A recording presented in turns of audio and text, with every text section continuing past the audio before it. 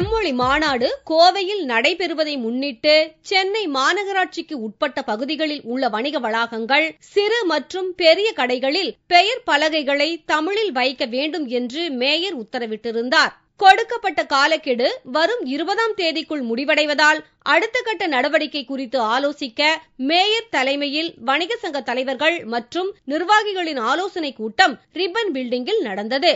June 20ஆம் தேதிக்குள் மாற்ற வேண்டும், இல்லையெனில் மறுநாளே ஆங்கில மொழிகளில் எழுதப்பட்ட பெயர் பலகைகளை அகற்றும் நடவடிக்கையில் சென்னை மாநகராட்சி ஈடுபடும் என்று மேயர் தெரிவித்தார்.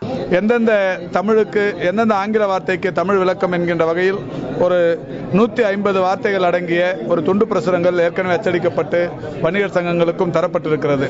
இது போதுமான அளவுக்கு விழிப்புணர்வு என்பது இந்த சங்கங்களின் சார்பிலேயே ஏற்படுத்தவும் பட்டிருக்கிறது.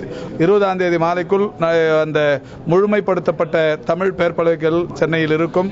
அப்படி இல்லாத 1-2 பெயர் பலகைகள் 21ஆம் தேதி காலை 10 மணிக்கு மாற்றப்படும். அவ்வப்போது வரும் ஆட்சி மாற்றத்தால் கொண்டுவரப்படும் திடீர் சட்டத்தால் சிறு வணிகர்கள் பாதிக்கப்படுவதாகவும், அரசு அதிகாரிகள் சிறு வியாபாரிகளை மிரட்டுவதாகவும், காலக்கெடு நிர்ணயித்தும் பெரிய வணிக வளாகங்கள் பெயரை மாற்றுவதில் அக்கறை காட்டவில்லை என்றும் மளிகை வியாபாரிகள் சங்க தலைவர் தெரிவித்தார். பெரிய பெரிய நிறுவனங்கள்லாம், அதாவது அமைஞ்சக்கரில் ஸ்கைலாக் பார்த்தேன், மவுண்ட் ரோட்ல பெரிய பெரிய போர்டுலாம் இதுவரைக்கும் மாற்றவே இல்லை.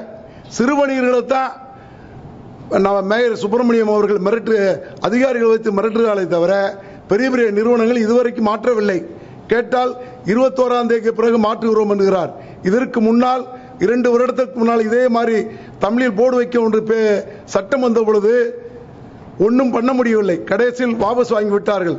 அதே மாதிரி ஆகக்கூடாது. கர்நாடகா, ஆந்திரா, டில்லி போன்ற இடங்களில் தாய்மொழிக்கு முக்கியத்துவம் கொடுப்பது போன்று தமிழகத்திலும் தமிழில் பெயர் பலகைகளை வைக்கும் நடவடிக்கையை பெயர் அளவில் இல்லாமல் அக்கறையோடு செயல்படுத்த அனைவரும் மனது வைக்க வேண்டும்.